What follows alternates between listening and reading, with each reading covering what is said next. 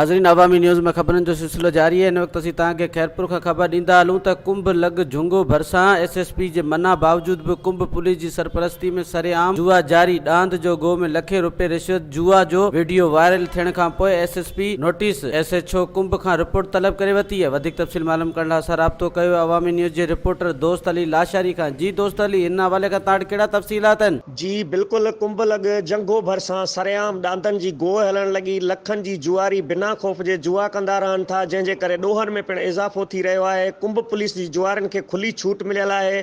जुआ जा video viral थियण खां पोइ SHO कुंभ खां जुआ जे बारे में SSP खैरपुर उमर तुफैल साहब पारां रिपोर्ट तलब करे वरिती आहे। SSP पारां इंक्वायरी शुरू कई वई आहे, पर हिन वक्त ताईं पुलिस कंहिं बि जुआरी खे पकड़े न सघी आहे, न ई को केस दाख़िल थी सघियो आहे। जी